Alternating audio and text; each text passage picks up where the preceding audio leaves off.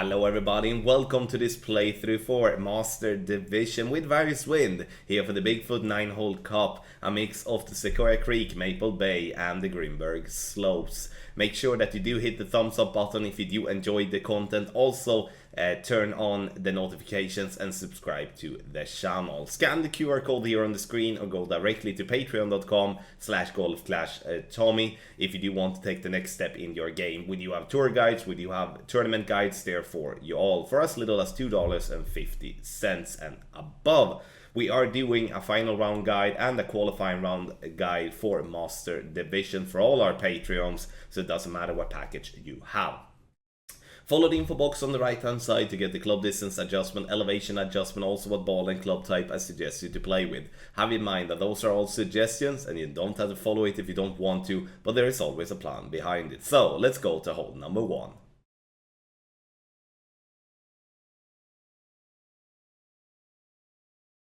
I must say that I got super excited here because this is the same win that I got my Condor a while back, but I remade the play just slightly to be a little bit more easier to find the landing spot. So we're playing an NMT max plus 10 P5, and then we're gonna push up rings here. For Apocalypse level 8 per default, we're gonna push up 13 rings.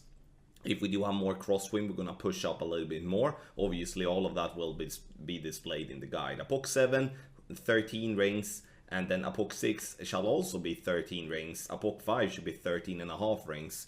And the reason for that is that we do want to push up a little bit more with Apoc 5 and 6 due to the lesser topspin.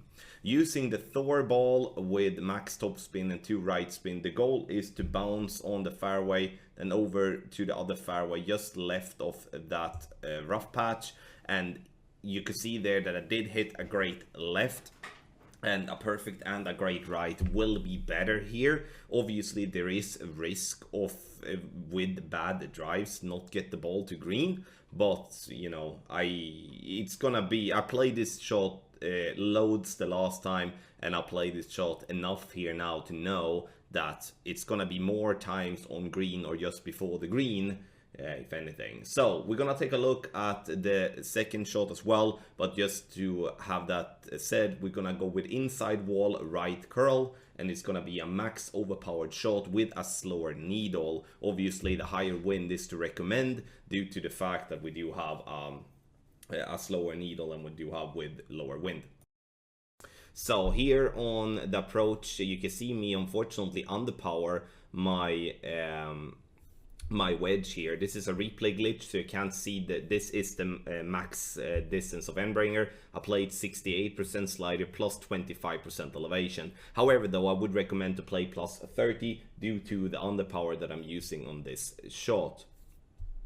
No spin, and then adjust, center the ball and hit. Perfect, and you're gonna have a very good chance to have this as a very nice backup play, because if it happens that you do get dead bounces of your drive, or it happens that you might misjudge the push up, then obviously it's gonna be much nice to have this type of Endbringer dialed in to make yourself feel comfortable with a different outcome of the drive. So on Albatross here, but play plus 30, I play plus 25 in the video, but play plus 30 due to the fact that I'm underpower my shot.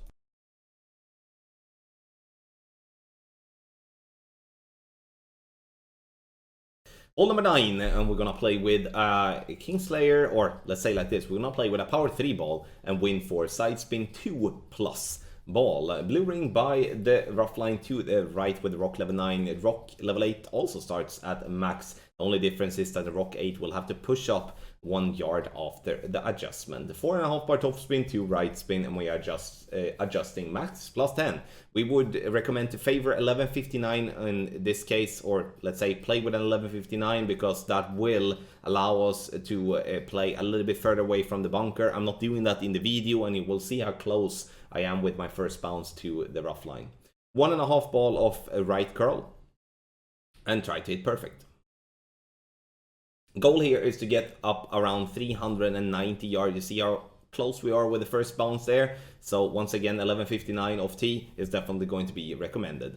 So we're looking to be, once again, up to around 390 yards, 386, a little bit shorter than what I want to, but we can still make it work. Now, we're gonna do a yardage check here, or like a landing position check. So in this instance, we are just before +1 yard mark. Now, it's very important to leave the ball guideline short here, and the reason for that is due to the fact that the ball will have an extended ball guideline, and it's super easy to come in hot on this hole. So here I'm playing 67% slider with a 15% elevation and P3 numbers, and I'm playing with no spin.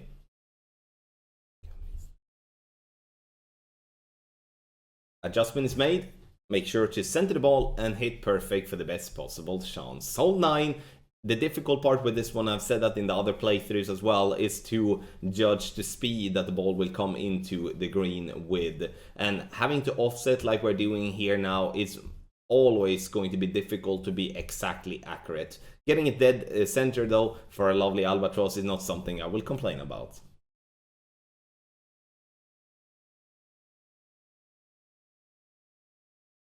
For hole number 9, here we do have a tailwind, but I personally don't see the value in sending it here because there are so many things that could go wrong.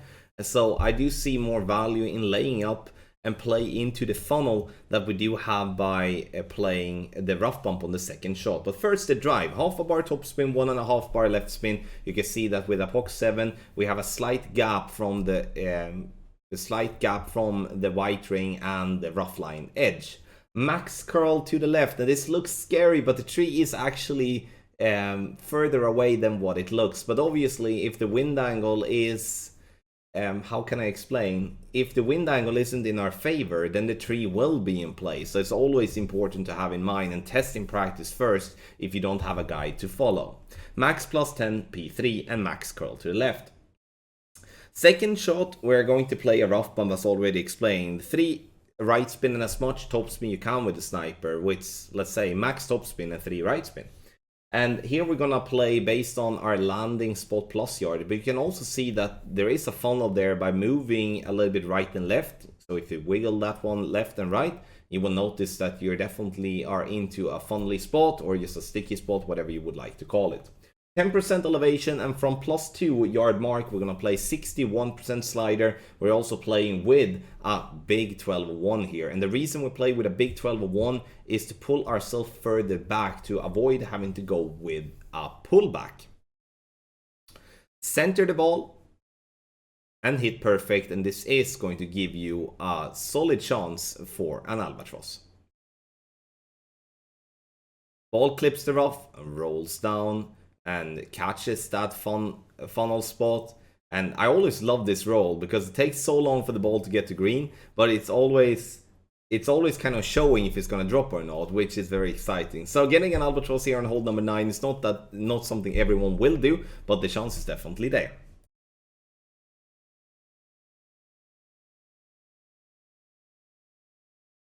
When not having a more straighter tailwind, this hole is going to be extremely boring. And the reason for that is that with a tailwind we can bounce over the water and we can have a shot with our long iron towards the pin. But now that's not the case. We are going to have the bullseye by the rough line and we're going to use 2 bars of topspin.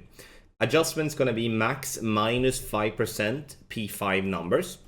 And that is an under adjustment for this shot, and the reason for that is that we do want to have our starting position by the rough line. This to simplify it for all the apocalypse levels that are being suggested, which is apocalypse level 5+. Bounces on the fairway and getting the ball down nicely. The goal is to be as close to the rough line without obviously rolling into it. So, second shot, we're gonna play with the wood club that gives us the most power and also the best ball guideline after that. For me, it's Cataclysm level 7, and for you, that might be a big dog, I don't know. But in the end, the better ball guideline you have, then the, not easier, but then the better chance you're gonna have here to drop. So I'm trying to have the ball guideline to be just into the hole here. And once I've done that, I'm switching to have the ball guideline go a little bit shorter. The problem I have here though is that I'm making it to be way shorter than what it should be. Max +10 P5 and we are going to then after that center the ball and hit perfect. What I would say here though is that this is going to be a tough par 5 to get anything else than an eagle on if we do have a crosswind or headwind or just a minor tailwind off tee. But now with the new topspin boost balls and everything, if we do have a tailwind, I do definitely believe that we can kick that ball to be very close to the green by going on the left hand side. But again, we are dependent on tailwind to get to play that way. Otherwise, we are settling for an eagle most of the time with an outside chance for an albatross.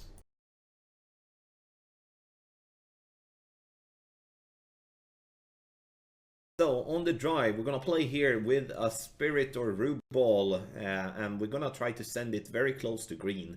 Bullseye by the rough line. We're gonna start at the plus 13 with Thor's Hammer level 8, at max with Thor's Hammer level 6 and 7. Adjustment is gonna be max plus 10 P3 numbers, and we're gonna push up to max always. It doesn't matter what wind you're gonna have, you're always gonna push up to max. Here we're actually not going to pay attention to any wind angles because I play this one loads and we do have loads of room on that fairway. And if we would be unlucky to get ourselves into the rough or sand, yeah, then it's just that, then we are unlucky. When it comes to playing with wind that is above 18 miles per hour, we do recommend to go with 3.6 bars of topspin boost. It's a little bit too heavy in my opinion. And 1 bar of left spin. When it comes on, that is with Thor's Hammer level 8. When it comes to Thor's Hammer level 8 and 7, sorry. When it comes to Thor's Hammer level 6, we would like to go with 4 bars of topspin boost as per default when it comes to high wind. If we do have a wind that is lower than that, like a mid wind, then we're going to add more topspin boost, and then the same when it comes to playing with a lower wind than that, such as wind 16 to 17 miles per hour. Then we get ourselves to a wedge, and we apply the wedge from various distances to make sure that we do have the correct adjustments. So make sure to check all the wedge videos out. There's 3 of them to get yourself a good backup option if you're not very close to green. So for the other wedge, which is kind of the normal one, when we're closer to green, but it's still not a gimme. So here we're gonna play with a 20% elevation P3 numbers EB school instead, because we are just on flat fairway in my opinion, or at least very, very close to it. So ball guideline to hole, not using any spins here. And then we're going to adjust just as normal. Obviously, it's very important that you judge the slider correct and that you're not having a 12-1 like I'm having here in this video, which kind of explains why I am a little bit over adjusted and dropping left side of cup. So make sure to pay attention to those details too, and you will have an easy time making this wedge here on hole number 9, second shot.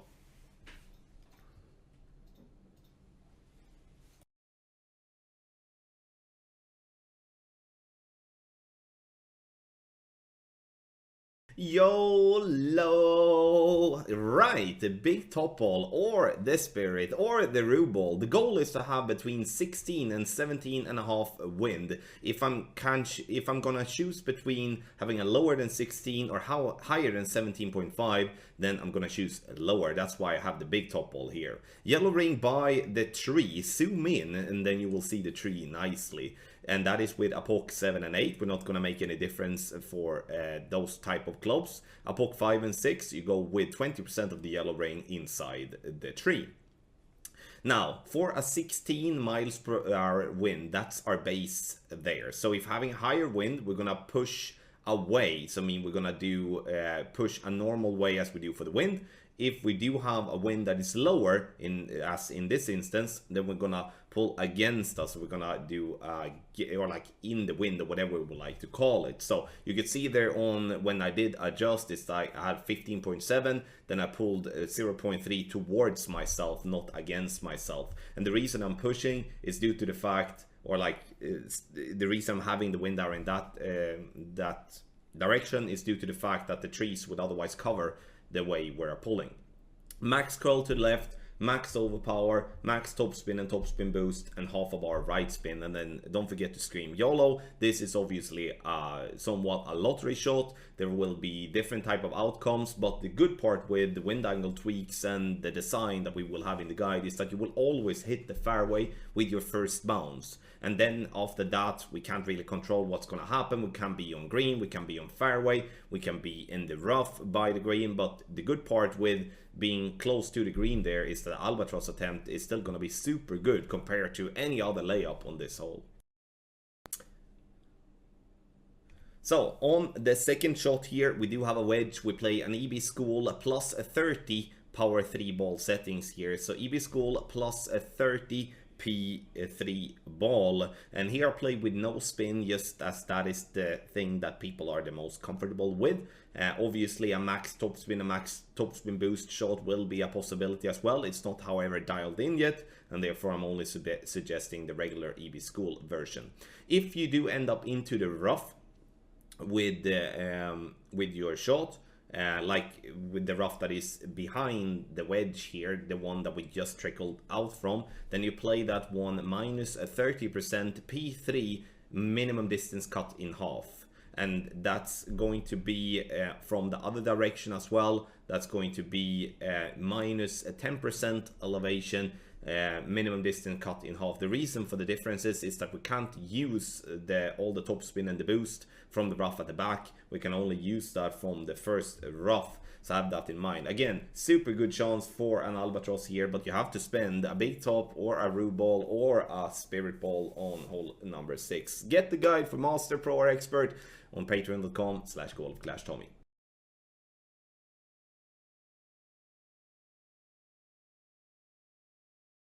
Hole number 5, and here we're gonna go aggressive as we do have a tailwind. We do want to have a wind that is somewhere around 12 to 13.5 miles per hour here, using NMT, meaning we're not touching the target until it's time to adjust the reins. Max topspin and 2 left spin, and we're making an adjustment of max plus 10, power 5. When it comes to the push up here, we're gonna push up the absolute very max. When it comes to Apocalypse level 6 users, we do recommend to have a wind that is somewhere around 13.5 and 15 miles per hour. And when it comes to Apoc 5, we do want 14.5 to 16 miles per hour here. This to compensate for the lesser topspin on those clubs. Approximately half a ball of left curl and max overpower. Bounces on the fairway over the rough, and now we are in a very nice situation for the second shot. If you're looking for ideas of how to play this one in headwind, please check out the Pro and Expert playthrough where I go through that type of route there. Second shot, now we're gonna have a short iron towards the pin. Now, I personally enjoy to play the rough bump here, and the reason I want to do that is because I then reduce the secondary wind effect from the equation, at least as much as I possibly can. So I'm using 2 left spin. I'm using, in this case as well, some top spin to have the ball guideline to go just past the hole. I'm also aiming on the left side because to compensate for the slight wind push that we're gonna have due to the tailwind. No elevation here. We're having a pin check to follow, and here in the specific video we play no elevation, P5 numbers, and the pin check from plus 11 gives us 46% slider. Center the ball and hit perfect. And this is going to be a good chance to lock in the albatross on hole number 5. So I would say like this, hole number 5, if we do have a tailwind, this is going to be a super good chance for albatross. But if we do have a headwind, it's going to be a really tough one to get anything else than an eagle.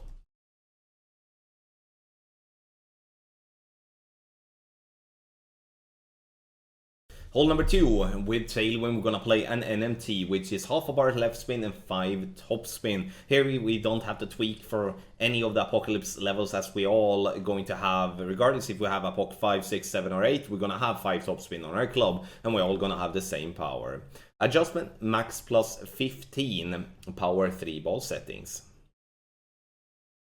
Here you can play with a Wind 4 ball as well if you would like. The reason I'm playing with a Wind 5 ball is due to the fact that I do not want to have as high wind on the second shot here on hole number 2. Bounce on the fairway, and now we're gonna get that little rollout which we are looking for, which is perfect. We want to be around 380 yards. Second shot, then we're gonna play a double bounce rough bump. This is the only way from this direction to get an albatross. If you do not feel confident with that, use your sniper, use all the backspin and aim on the right side of the rough and sand and the water and bounce the ball to green. You can see here now we are playing at +2 and we're gonna have the landing position as a reference here using just a little bit of topspin, 1.7 topspin to have to be more accurate. So from +2 we're playing 61% slider plus 10% elevation, P3 numbers. Center the ball on it perfect and we're gonna see ourselves having a good chance for a drop in my opinion. This is probably not probably, but this together with hole number 9 is definitely going to be the tougher par 5s to get a drop on. Bounce into the rough, dead center, lovely albatross on hole number 2.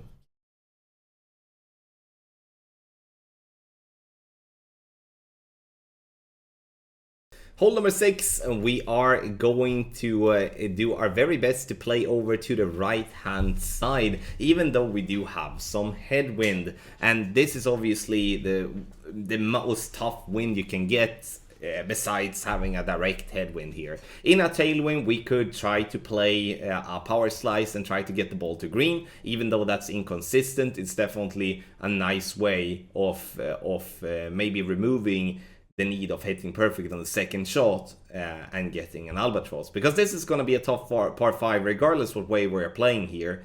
And I would say that the drive will most likely be a tough one regardless the wind direction. 5.8 topspin and 4 right spin. The goal here is to bounce into the rough and roll out, and I'm using 2 rings more overpower than what I do adjust into, and 2 balls of curl to the right. Playing with a Kingslayer, obviously now when we do have P4 side spin 4 balls, then we can use that as well to reduce the need of overpower. Second shot, we're looking at the +7 yard mark, and the reason we do that is because we're gonna play a your turn plus yardage. So +7 yard mark is gonna be 62% slider plus 30% elevation, P3 numbers. I'm using all the left spin possible with the ball guideline to be approximately 1 green square short of pin. And here is also a way of seeing the side spin 4 to be huge value for you, because the side spin 4 allows you to start your position way more right, so you can avoid the trees in a much better way. However though, you will always adjust so the trees show that it will cover the ball, or like the ball guideline arc, but do not be alarmed of that, because the wind will push the ball enough right and make sure that it's not going to clip the tree. Gets down the green and it rolls very nicely dead center for a beautiful albatross here, which is something I will take all day and every day, because this one is a tough one to drop. Thank you so much everybody for watching this playthrough for Master Division with various wind here for the Bigfoot 9-hole cup, a mix of the Sequoia Creek, Maple Bay and the Greenberg Slopes. Have in mind that we're doing a qualifying round guide and a final round guide for Master Division. Make sure that you sign up to any of our packages. You can start as low as $2.50. Scan the QR code on the screen or go directly to patreon.com/golfclashtommy. Link is directly in the description down below. Thank you once again for watching. Good luck in your Golf Clash game.